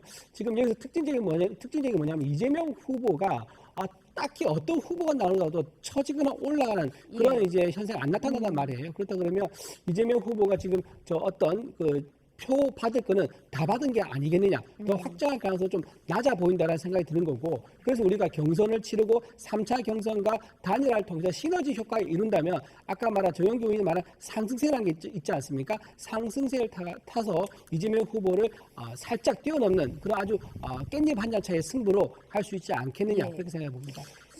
네, 저는 크게 한덕수 권한대행이 오더라도 크게 기대할 것은 없다라고 봅니다. 그러니까 국민의힘에서 기대하는 것들은 보면 저 없다라고 표현했던 사람들이 결국에 한덕수 권한대행이 나오면 몰려갈 것이고 기존에 국민의힘을 지지하던 분들께서 다 몰려가면은 이재명 후보와 겨룰만 할 것이다라고 평가하는 것 같은데 없다라고 하는 사람들은 진짜 없다고 생각하는 걸 겁니다. 그렇기 때문에 저렇게 한쪽으로 몰려갈 것이다라고 하는 과도한 억측이고 기대에 불과하다라는 말씀을 드리고 싶은 것이고 실제로 국민의힘을 지지하고 윤석열 파면 정권 이후에 정권 교체를 할 것인가 말 것인가 평가하는 사람들의 입장에서 봤을 때는 한덕수 권한대행이나 4명의 후보들이나 아니다. 그 나무는 그 밥으로 밖에 안 보이거든요. 그런 측면에서 크게 기대할 것은 없다라는 말씀 드리겠습니다. 예, 대선이 30여일 정도 남았는데 이렇게 무당층 정해지지 않았다고 대답하는 사람이 20% 넘는 경우가 흔한 건가요, 소장님? 잘 없었어요. 그만큼 이제 이재명 후보를 지지할 유권자들은 응답자들은 분명해진 거예요. 대세론입니다. 근데 이제 중도까지도 대체적으로는 이재명 후보 쪽으로 가 있어요. 그렇다면 보수층이 결집을 안 하고 있는데 핵심은 이걸 겁니다. 내부 변수는 별로 없다. 예. 재판 리스크 이야기를 또 계속 하는데 그건 또 대법원에서 결정할 사안이지 인위적으로 정치권에서 해결할 수 있는 사안은 아니잖아요. 그럼 남아있는 것은 프레임 전환이 됩니다. 우리 시간을 통해서 여러 번 말씀드렸습니다. 코끼리는 생각하지 마. 이재명 또는 반 이재명 전선으로 이 고개를 뛰어넘기는 힘들 거예요. 결과적으로는 한덕수 권한대행이 나오느냐 안 나오느냐의 문제가 아니라 프레임이 전환될 거냐 안 될 거냐. 그러니까 프레임이 지금의 프레임이 아니라 다른 프레임. 경제, 상호관세, 미국, 트럼프 이것으로 전환될 수 있을지 여부가 마지막 남은 변수로 보입니다. 예, 대외 변수가 어떤 게 있을지 또 이번 주 한덕수 대행이 과연 출마 선언을 할지 여러 가지가 여론의 변수가 될 것 같습니다. 지금까지 전용기 더불어민주당 의원, 이진우 국민의힘 대변인, 배종찬 인사이트K 연구소장 세 분과 함께했습니다. 고맙습니다. 감사합니다.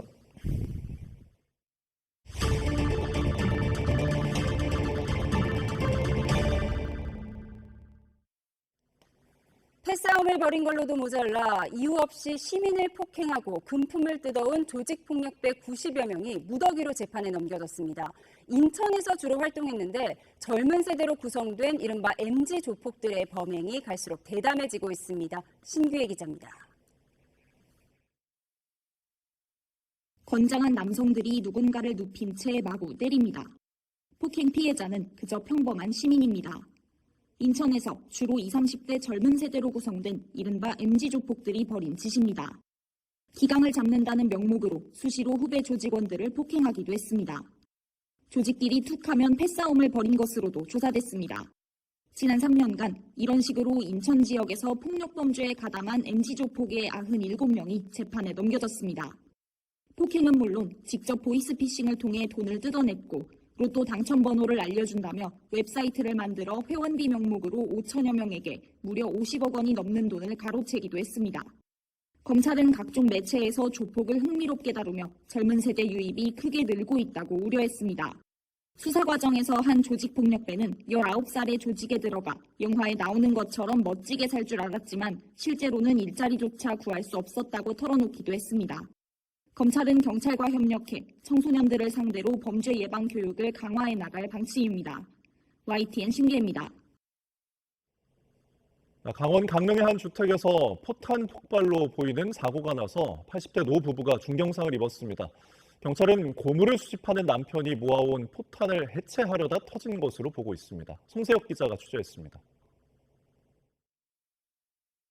주택에서 갑자기 흰 연기가 솟구칩니다. 한 남성이 소화기를 들고 급히 달려가고 폭발음을 듣고 놀란 주민들도 모여듭니다. 이어 경찰이 도착하고 10여 분 뒤 환자를 태운 구급차가 골목을 서둘러 빠져나갑니다. 주택은 창문과 바닥이 깨지고 파손된 집기가 뒤엉켜 아수라장으로 변했습니다. 꽝 소리가 나니 이제 방바닥이 뒷날선이 울렁하는 소리 그 정도로 났으니까 엄청 컸지. 오후 4시 반쯤 강릉시 이밤동 주택 마당에서 폭발이 일어났습니다.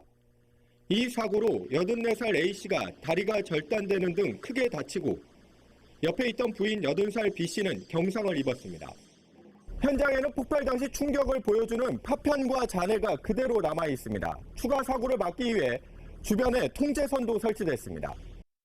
현장에서는 길이 20에서 30cm의 녹슨 포탄 10여 개가 발견된 것으로 전해졌습니다. 기초생활수급자인 부부는 고물을 모아 팔며 생계를 이어온 것으로 알려졌고 A씨가 주워온 포탄을 해체하다가 폭발한 것으로 경찰은 보고 있습니다. 경찰은 A씨가 인근 군 사격장에서 발사한 뒤 방치된 불발탄을 가져왔을 것으로 보고 수거 경위를 조사하고 있습니다. 수십 년간 오랫동안 거기서 사격을 했었으면 거기에 남아있는 탄들이 반드시 저희가 그때 사격할 때마다 수거했는지 여부도 확인해봐야 될 문제.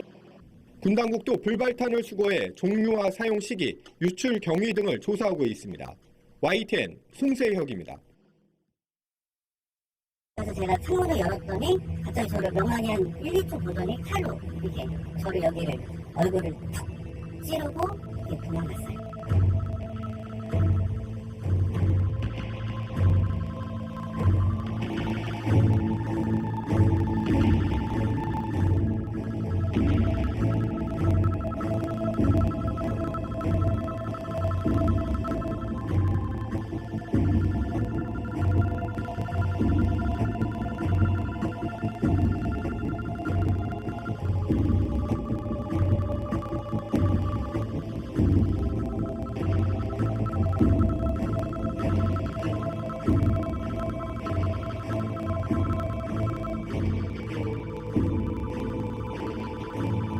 상담실 인근에 있었기 때문에 일반 학생들은 전혀 관여되지 않고 본 적 없고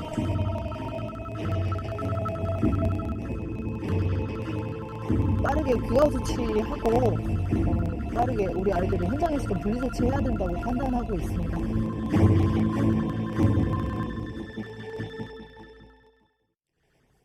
네, 청주에 있는 한 고등학교에서 학생이 흉기를 휘둘러 교장 등 7명이 다쳤습니다. 네, 가해 학생은 특수교육 대상자였는데요. 가방에 흉기 4점을 챙겨서 등교했던 것으로 전해졌습니다. 김성훈 변호사와 함께 짚어보겠습니다. 어서 오십시오. 안녕하세요. 네, 학교에서 또 끔찍한 사건이 발생을 했는데 어떻게 일어난 거죠?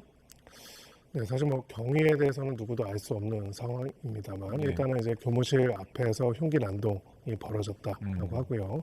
당시에 이제 그 흉기 난동을 제지하고자 했던 당시 교장 선생님과 또 교직원들이 큰 부상을 입은 그런 상황입니다. 뿐만 아니라 이제 또 밖에 나가서는 행인들에게도 칼을 휘두르고 아까 잠깐 나와 있듯이 운전하는 운전자에게 창문을 열도록 한 다음에 흉기들을 휘두른 어찌 보면은 학교에서 벌어졌긴 했지만 묻지마 흉기 난동과 같이 벌어진 흉기 난동 사건이다라고 볼 수 있습니다. 네, 7명이 이제 부상을 입은 사건인데 지금 가방을 또 압수해봤더니 경찰이 그 안에서 흉기를 추가로 또 발견을 한 것 같더라고요. 좀 이 점이 놀라운데.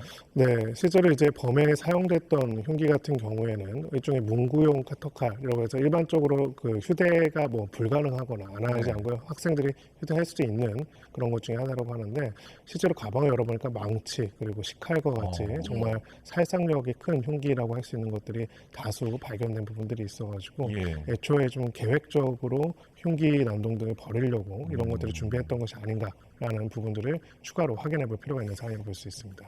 말씀하신 망치나 이제 커터칼 같은 거는 어떻게 사전에 예방할 수가 없었던 부분인가요?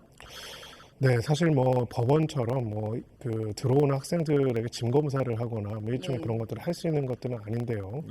그럼에도 불구하고 이제 이렇게 전혀 예상하지 못할 수 있는 사건들이 벌어지게 된다면은 향후에 매뉴얼로서 이런 문제점들을 어떻게 대비하고 또 최소한의 피해들이 더 커지지 않도록 할 수 있는 분들의 대처 방안들에 대해서는 선생님과 교직원들 차원에서도 좀 대비가 필요할 것으로 보입니다. 정말 끔찍한 일이지만 사실 미국 같은 경우에는 학교에서 총기 난사 사건들도 계속 벌어지면서 또 그 과정에서 그 한 명 한 명들이 미리 다 차단할 수는 없다고 하더라도 잠재적인 피해 대상이 되지 않도록 그럴 경우에 일종의 매뉴얼과 훈련 등을 진행하는 경우가 있는데요.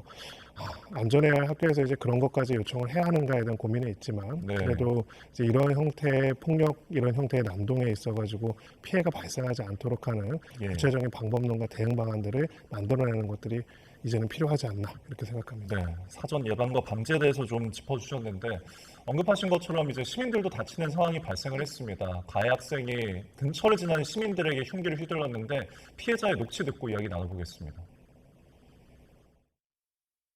제 차를 뒤쪽 뒷자리석을 이렇게 툭툭 치는 거예요. 그래가지고 왜 치지? 해서 제가 창문을 열었더니 갑자기 저를 멍하니 한 1, 2초 보더니 칼로 이렇게 저를 여기를 얼굴을 툭 찌르고 그 다음에 도망갔어요. 어떤 분은 그냥 주먹을 구타당한 여자분도 있으셨어요. 저쪽에서. 네, 피해자가 이제 부상을 입은 그 과정을 이야기를 했는데 블랙박스 당시 영상을 보면서 좀 이야기를 나눠보도록 하겠습니다. 영상 주시죠. 자, 일단은 차를 타고 지나가다가 지금 이 도로를 가로질러서 이 가해 학생이 지금 등장을 합니다. 그리고 이제 문을 톡톡 두드렸다는 거예요. 그리고 이제 멍하니 있다가 찌르고서 지금 저렇게 보시는 것처럼 뒤편으로 도망갔다는 건데 좀 이런 부분들은 조금 뭐랄까요, 우발적으로 볼 수 있을까요? 네, 그래서 사실은 묻지마 흉기 난동과 좀 더 유사한 사안이 아닐까라는 생각이 듭니다. 예. 그러니까 좀 불특정 다수를 대상으로 한 흉기 범행을 벌였다는 점에서 예를 들어서 학교의 학내의 불만 때문에 그랬다라고 한다면은 기본적으로 보통 학교 안에서 연동을 벌이는 부분들이 있는데 네. 지금은 일단은 그 길 가는 행위 심지어는 뭐 정차 중인 차량까지도 했다는 점에서 어떤 부분으로 보나 정상적 지금 어떤 것도 정상적인 게 아니지만 정상적인 부분들은 없는 것 같으로 보이고요.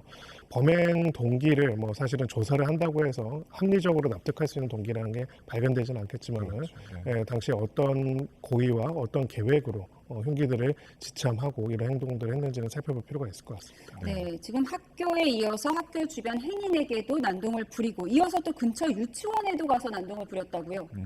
네, 그렇습니다. 만약에 이제 또 유치원 안으로 들어가서 흉기 난동을 했다면 정말 큰 피해가 발생할 수 있던 사안인데요. 사실 이제 이런 일들이 왜 벌어지는지 구체적으로 어떻게 사전 예방을 할 수 있는지에 대한 방법론은 사실 그 누구도 얘기하기는 어려울 것이라고 생각이 듭니다. 네, 다만 이제 학생들이 다수 모여 있거나 또 이런 범죄에 저항력이 없는 어린 학생들이 있는 곳에는 이런 범죄의 의도를 가지고 접근하는 그런 범인들을 차단하고 그로부터 이제 학생들을 보호하고 지킬 수 있는 조치들이 어떻게 보면 방법론으로 만들어질 필요가 있다는 생각이 들고요. 불행 중 지금 굉장히 끔찍한 불행이지만 다행히도 이제 유치원에 들어가서 실제로 범행들이 저지르지 못했다고는 하지만은 이런 일들이 향후에 벌어질 수 있는 가능성을 대비해서 적정한 방어 조치들이 만들어질 필요는 있을 것 같습니다. 잠시만요. 저희가 산불 관련 속보가 있어서 먼저 전해드리고 대담 이어가도록 하겠습니다. 오늘 오후 2시쯤에 시작된 대구 북구 노곡동에서 시작된 산불이 확산하면서 무태 조야동과 노곡동에 있는 주민 899가구 1,200여 명이 주변 초등학교로 대피했다고 합니다. 또 대구 침산동 지식산업센터에서 조야동 구간의 교통이 전면 통제되고 있다는 속보가 들어왔습니다. 네, 이렇게 지금 산불이 확산이 되면서 이 구간을 지나는 356번 그리고 403번 시내버스 1시간 넘게 운행에 차질을 빚고 있다는 소식이 들어왔습니다. 지금 대구 북구 노곡동 함지산 자락에서 시작된 산불이 보시는 것처럼 지금 주변으로 확산을 하면서 많은 연기를 발생하고 있고요. 조금 전에는 경부고속도로 북대구 나들목 양방향도 지금 통제가 된 상황을 현재 화면으로 보고 계십니다. 계속해서 속보 내용은 들어오는 대로 전해드리도록 하겠습니다. 자, 저희는 다시 오늘 청주에서 있었던 흉기 난동 사건에 대해서 좀 짚어보겠는데 이 가해 학생이 난동을 한 뒤에 근처 저수지로 뛰어들었다가 이제 붙잡혔다는 거예요. 그럼 이런 부분까지 조금 계획이 되어 있었을까요? 뭐 사실 그 저수지가 얼마나 그 범행 현장과 가까운지 이런 부분을 확인할 필요가 있을 거라고 보이는데요. 결국은 이제 일종의 지금까지의 범죄를 저지르게 된 일종의 배경과 계획이 어떤 것이었는지 그리고 당시의 동선들을 확인해 볼 필요가 있을 것으로 보입니다. 지금 몇 가지 드러나는 포인트들이 있는 거는 지금 학교에서 흉기 난동이 시작됐지만은 거기에 그치지 않고 지나가는 행인과 정차 중인 차량까지 무차별적인 공격을 대상으로 삼았다는 것이고요. 또 한 가지는 아까도 나왔지만 유치원을 들어가서 하려고 했다. 범행을 하려고 했던 지점도 보이는 부분들이 있습니다. 그래서 기본적으로는 다수의 불특정 다수인을 대상으로 한 흉기 난동을 계획을 했다가 그 계획을 어느 정도 하던 중에 스스로를 이제 자해를 하기 위해서 들어간 것인지 아니면은 도피의 과정에서 들어가게 된 것인지 이런 부분들은 확인해 볼 필요가 있을 것으로 보이고요. 뭐 어떻게 조사를 하고 어떤 이야기, 어떤 진술을 한다고 하더라도 그 동기를 우리가 객관적으로 생각하고 납득하기는 어려울 것이지만은 왜 이러한 부분들에 대한 그 범행이 벌어지는 좀 위험 신호와 징후들은 어떤 부분들이 있었는지는 확인해 볼 필요가 있지 않을까 싶습니다. 가해 학생이 고등학교 2학년 특수교육 대상자로 확인이 됐다고 하는데 특수반이 어떤 특수반인 거죠?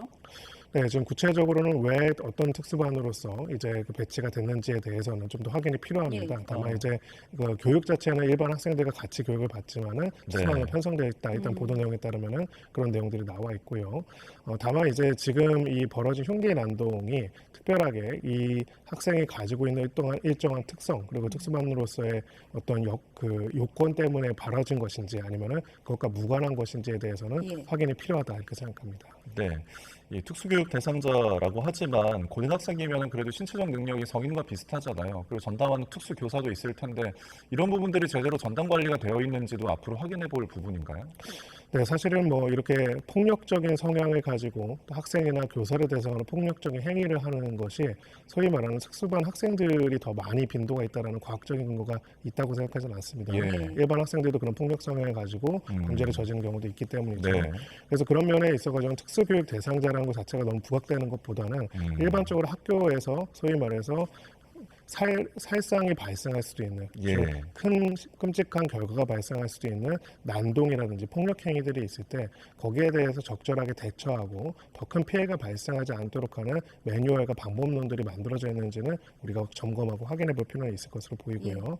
그런 부분에 있어가지고 이런 사건뿐만 아니라 앞으로도 이런 일이 없어야겠지만은 이들이 발생했을 때 그것이 심각한 구체적인 피해로 발생하지 않도록 하는 방법론들이 꼭 있어야 하지 않을까 싶습니다. 이렇게 학교에서 끔찍한 사건이 일어나다 보니까 학부모들도 소식을 듣고 발을 동동 구르면서 학교로 바로 달려오기도 했는데요. 녹취 듣고 계속 이야기 나눠보겠습니다. 상담실 인근에 있었기 때문에 일반 학생들은 전혀 관여되지 않고 문제가 없고. 내일 중간고사 어떻게 되나요? 예, 일정대로 지금 진행을 할 겁니다. 지금 상황에서는 정상적 학생 일정 진행에는 문제가 없을 것 같다고 판단이 됩니다. 빠르게 우리 아이들을 현장에서 좀 분리조치해야 된다고 판단하고 있습니다. 피해자는 또 교직원이기 때문에 그분들도 굉장히 지금 불안한 상황이 아닐까 생각합니다.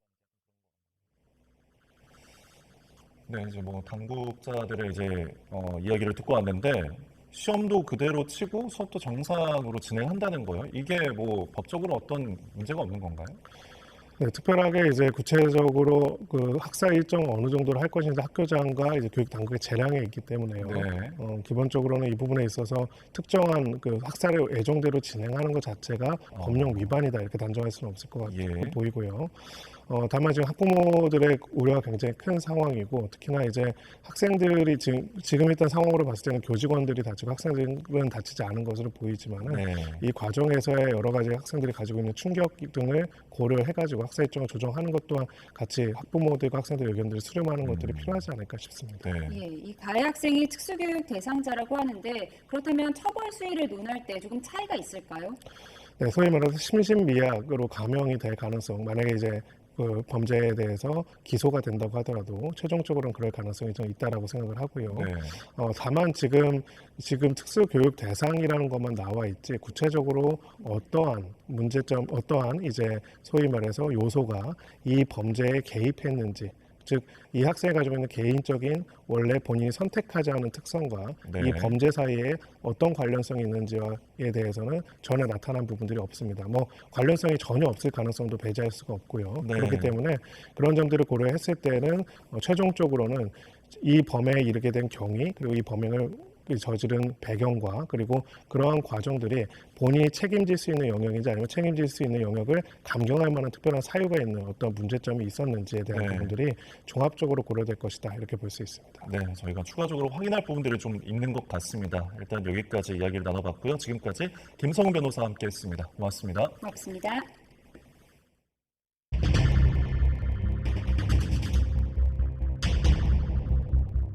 고객 여러분과 사회에 큰 불편과 심려를 끼쳐드린 점에 대해 진심으로 사과의 말씀을 드립니다.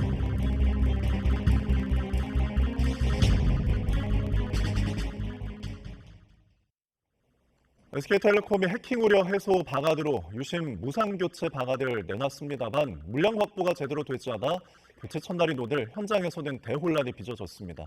일찌감치 대리점을 찾았지만 유심 재고가 다 떨어져서 헛걸음을 해야 했던 고객들은 분통을 터뜨렸습니다. 황혜경 기자입니다. SK텔레콤 유심 교체 첫날 대리점마다 긴 줄이 늘어서 있습니다. 하염없이 기다리기를 1시간. 하지만 확보 중인 유심 물량이 모두 동났다는 말에 허탈함을 넘어 분통이 터져나옵니다. 황당하잖아요. 여기까지 와갖고 지금 1시간 이상을 서 있었는데 갑자기 150번이 끝났다는데 오늘 8시 이후에 온 사람들은 쉽게 하고 갔대요. 근데 저 같은 생각이 그렇다면 6시 이전에 와야 된다는 얘기인 건데 저희가 오픈이 10시인가 그렇대요. 그럼 4시간을 기다리는데 제대로 된 설명이 없다 보니 현장에서는 혼란이 가중됩니다. 근데 번호표 지금 못 받은 사람 어떡해요? 지금 그 이후면 오늘 오늘 번호표 못 받으면 안 된다는 얘기예요? 무상교체 첫날 인파가 쏠릴 것에 대비해 대기 예약 시스템이 마련됐지만 접속자 폭주로 기약 없이 기다려야 하긴 마찬가지. 특히 노령층 가입자는 방법이 익숙지 않아 대기 예약도 어려운데 직원들은 온통 유심 교체에 매달려 있으니 설명조차 받기 힘듭니다. 40년 고객인데 너무 당황스러웠어요. 8시부터 집에서 나서서 왔는데 여기 와보니까 이것도 바로 할 수도 없고 이거 QR코드 찍어가지고 예약을 하라는데 연세가 있으니까 이거 인터넷이 부족해서 할 수도 없잖아요.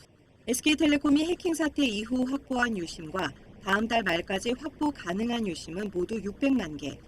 SK텔레콤과 알뜰폰 가입자 2,500만 명에 비하면 턱없이 부족합니다. 게다가 유심 교체에 필요한 시간도 한 명당 15분 정도로 길다 보니 하루에 교체 가능한 물량은 최대 15만 대 정도로 추산되고 있습니다. 때문에 전체 가입자가 교체에 나선다면 반년 가까이 걸릴 것으로 보입니다. 피해를 입은 고객들이 직접 대리점을 찾아 줄을 서도 막상 대책으로 나온 유심 교체는 할 수 없는 황당한 상황에서 당분간 혼란은 계속될 전망입니다. YTN 황혜경입니다. 네, 이처럼 대혼란이 빚어진 SK텔레콤의 유심 무상교체 첫날 2차 피해를 봤다는 신고도 접수가 돼서 경찰이 수사에 나섰습니다. 관련해서 염흥렬 순천향대 정보보호학과 교수와 함께 이야기 나눠보도록 하겠습니다. 교수님 나와 계신가요? 네, 안녕하세요. 염흥렬입니다. 네, 이 해킹 피해 불안감에 유심 바꾸려는 사람들이 대리점에 몰리면서 오늘 굉장히 북새통을 이뤘다고 합니다. 재고가 없어서 헛걸음도 치고 이게 4월 18일 날 해킹을 인지하고서 열흘이 좀 지났는데 이런 사태를 예상 못했을까? SKT의 대응 어떻게 보십니까? 그 초유의 사태고요. 처음에 물량 확보가 2,500만 개 유심 확보가 필요한 부분이고요. 그다음에 대리점도 이렇게 신원 확인을 거쳐야 하기 때문에 꽤 많은 시간이 소요돼서 전반적으로 평가한다면 SKT의 이 준비 이 상태는 미흡했다라고 판단할 수밖에 없을 것 같습니다. 네, 이게 모두 바꾸려면은 어느 정도 걸릴까요? 지금 뭐 6개월이 걸린다는 전망도 나오는데요. 네, 아까 그 보도에도 잠시 나왔지만 이렇게 이 신원 확인을 해야 되거든요. 왜냐하면 이 유심을 바꿔준다는 것은 그 믿음의 근본이 되는 거거든요. 그래서 이제 신분증을 보고 이렇게 확인해줘야 되고 다시 유심을 이렇게 이전의 유심을 빼고 다시 새로운 유심을 바꿔줘야 되는 부분이거든요. 그래서 시간이 꽤 많이 걸릴 것 같습니다. 그리고 이제 지금 대리점의 숫자가 전국적으로 얼마만큼 되는지는 좀 파악이 필요하지만 이 대리점에서 일하는 그 실제로 유심을 바꿔주는 인원들에 대한 이 추가적인 인원 확보도 필요할 것 같습니다. 네. 근데 이 유심을 교체하는 게 어떤 100% 안전을 담보하는지 이게 정확한 해킹 사태에 대응하는 해법인지도 좀 궁금한데요. 그러니까 현재 이 뭐 유출됐을 것으로 추정하는 정보가 유심 내 한 3가지 정보입니다. 하나는 사용자를 인증하는 인증키라는 정보가 있고요. 다른 하나는 이 그 사용자를 고유하게 식별하는 사용자 고유 식별 정보 IMSI라고 얘기하는 부분이고요. 그다음에 세 번째는 유심 고유 정보가 있습니다. 이 3가지가 이렇게 유출이 됐다면은 유심의 복제가 가능하게 되고요. 그러면 이 해커에 의해서 유심 복제를 이용해서 이 복제 폰을 만들 수가 있습니다. 그래서 이제 그러면 이제 근본 원인은 뭐냐? 그 나갔던 이 3가지 정보를 무용하게 만들어야 되거든요. 그 무용하게 만드는 수단이 새로 정보를 바꿔줘야 되는 겁니다. 그 바꿔주는 게 유심 교체라고 이렇게 볼 수 있습니다. 그래서 근본 원인을 제거하는 것은 맞습니다. 기술적으로는요. 새로운 정보를 이제 입력해야 되는데 결국은 유심을 교체하는 게 근본적인 해결일 수 있다고 짚어주셨는데 지금 2차 피해를 봤다는 신고가 접수가 됐는데 더 정확한 거 확인을 해봐야겠지만 이 쓰는 핸드폰이 먹통이 되더니 알뜰폰이 개통이 돼서 본인의 은행 계좌에서 5천만 원이 빠져나갔다라는 이제 이야기예요. 이런 부분들이 앞으로 피해가 이어질 수 있는 건가요? 저는 좀 이거는 좀 구분하고 싶습니다. 예. 그러니까 유심 정보를 이용해서 해커가 할 수 있는 것은 유심을 아까 얘기했듯이 복제폰을 만들어서 통신을 바꿔채는 거고요. 네. 그다음에 계좌 모바일 금융앱에서 이 특정 계좌에서 돈을 빼가는 행위는 예. 또 다른 모바일 앱 금융 앱의 보안 체계에 의존하고 있습니다. 예. 그래서 그 얘기는 해커는 그 추가적인 정보, 예를 든다면은 뭐 그 금융 인증서랄지 있잖아요. 아니면 OTP랄지, 아니면 계좌의 비밀번호랄지, 아니면은 모바일 금융 앱을 사용하기 위한 핀 번호 이런 것들을 추가적으로 획득해야 되거든요. 예. 그래서 지금 오늘 그 부산 지역에서 나왔던 이 알뜰폰으로 교체하고 그다음에 그 5천만 원이 이렇게 순차적으로 빠져나가는 것은 해커가 이 두 가지 것들을 다 했다는 겁니다. 네. 근데 지금 현재 상태에서는 일반적으로 보면은 두 번째 부분을 이렇게 해커가 할 수 있는 아직 여력은 없는 것 같습니다. 그래서 이 부분은 좀 과도하게 반응할 필요성은 없다라고 생각하고 있고 예. 또 다른 금융 보안 앱 보안 체계에 의존해서 다시 보호가 될 수 있다라고 볼 수 있습니다. 그렇지만 모든 가능성을 열어놓고 면밀하게 살펴봐야 될 것으로 보여집니다. 네, 일단 더 확인이 필요한 부분인 것 같은데 이 피해와 관련해서 이제 심스와핑 범죄가 우려된다라는 건데 이 부분은 정확히 어떤 건가요? 네, 아까도 제가 얘기했다시피 심스와핑이라는 게 뭐냐면은 아까 아까 유출됐을 것으로 추정되는 이 심 정보를 활용해서 복제 심을 만들 수 있고요. 하드웨어 심을 만들 수 있고요. 그 심을 복제 폰에 이렇게 이 심 정보에 이렇게 넣어서 그럼 심이 바꿔지지 않습니까? 그러면 이제 그게 이제 이렇게 해서 원래 사용자를 이렇게 대체할 수 있는 복제 폰이 만들어지고 그 다음에는 통신을 이렇게 복제 폰으로 이렇게 통해서 이루어지기 때문에 문자랄지 아니면 우리가 통상 2차 인증 많이 사용하지 않습니까? SMS를 통해서 그 인증 정보를 해커가 가로챌 수 있다라고 이렇게 볼 수 있습니다. 네. 그래서 이제 이번에 이 SKT가 제공한 대책 중에는 하나는 아까 얘기했듯이 심 스와핑 공격을 막기 위해서 심 이용자 보호 서비스를 무료로 제공하고 있습니다. 네. 그거가 1차적인 수단이 되지만 또 이제 SK 입장에서는 이 고객의 신뢰를 추가적으로 확보하기 위해서 근본 원인을 제거하기 위한 심 교체를 결정한 것으로 이렇게 판단됩니다. 네. 저는 평가할 만한 조치라고 생각합니다. 예. 자, 결국에는 지금 2,500만의 고객들이 불안에 떨고 있는 이 상황에서 내가 입을 수 있는 이 피해를 막을 수 있는 방법 어떤 게 있는지 좀 직관적으로 얘기를 해주시죠.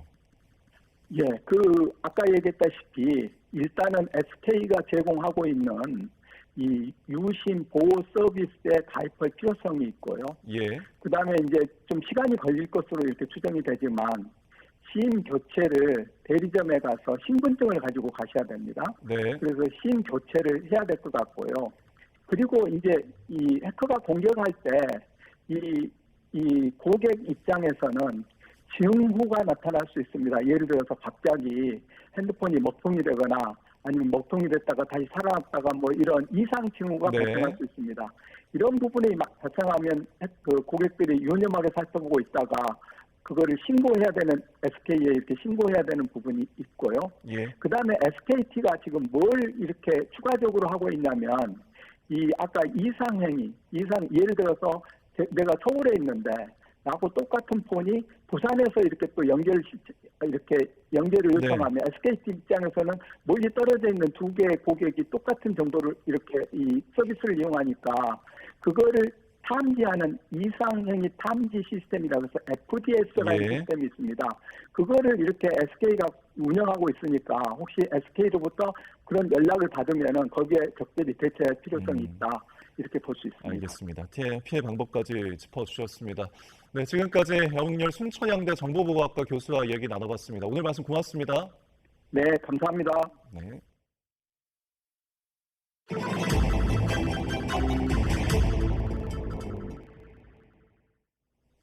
네, 오늘 오후 2시쯤 대구 북구 노곡동 야산에서 불이 나 산림당국이 산불 대응 2단계를 내리고 진화 작업을 현재 벌이고 있습니다.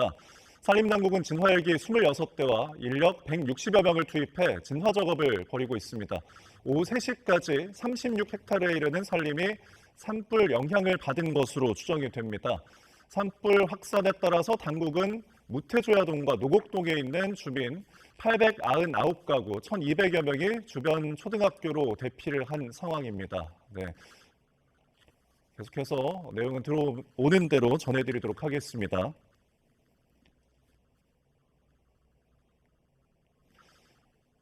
네, 다음 소식 이어가도록 하겠습니다. 얼음물 샤워로 전 세계를 적신 아이스버킷 챌린지 기억하시나요? 11년 만에 다시 유행을 하고 있는데요. 화면으로 만나보시죠. 네, 양동이에 든 얼음물을 뒤집어 쓰고 다음 사람을 지목하는 이 익숙한 모습. 아이스버킷 챌린지가 Z세대를 중심으로 다시 세상을 적시고 있습니다. 그런데 이번엔 의미가 다릅니다. 루게릭병이 아니라 청년들의 정신 건강을 위한 캠페인으로 돌아왔는데요.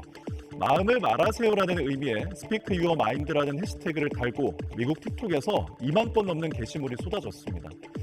이번 캠페인은 청년 정신건강 비영리 단체인 액티브 마인즈를 위한 모금 챌린지로 4억 원 넘는 기부금이 모였는데요.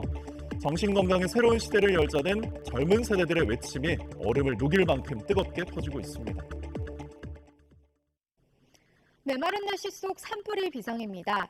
약 3시간 전 대구 북구 노곡동 함지산에서 불이 나 산불 진화가 이뤄지고 있는 상황인데요. 현재 영동과 경북, 충북 곳곳에 건조경보가, 그 밖에 전국 대부분 지역에 건조주의보가 발효 중입니다. 서해안과 강원 산간에는 내일도 바람이 강하게 부는 만큼 화재 예방에 각별히 주의하시기 바랍니다. 내일도 전국이 쾌청하겠습니다. 다만 밤사이 일부 내륙과 산간에서는 서리가 내리는 곳이 있겠습니다. 내일 아침 기온은 오늘보다 2에서 6도가량 낮겠습니다.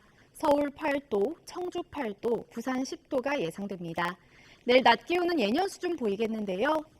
서울 20도, 광주 22도, 대구 23도까지 올라 일교차가 크게 벌어지겠습니다. 수요일에는 서울 낮 기온이 25도 안팎까지 올라 초여름 수준을 보이겠고요. 목요일에는 전국에 고온 건조함을 달래줄 단비가 내릴 전망입니다. 날씨였습니다. 네, 속보를 전해드리겠습니다. 소방청에서 대구 북구의 산불 확산행과 관련해 국가 소방동원령을 발령했다는 속보가 조금 전에 들어왔습니다. 네, 오늘 오후에 대구 노곡동 야산에서 불이 나서 산불 대응 2단계가 앞서 발령이 됐는데요. 이 산불로 경부고속도로 북대구 나들목 양방향 차단이 됐고요. 대구 북구 산불로 주민 1,200여 명이 대피를 해서 지금 국가 소방동원령까지 발령이 된 상태입니다. 자세한 소식은 더 들어오는 대로 전해드리도록 하겠습니다. 네, 이상으로 뉴스온 마치겠습니다. 함께해 주신 여러분 고맙습니다.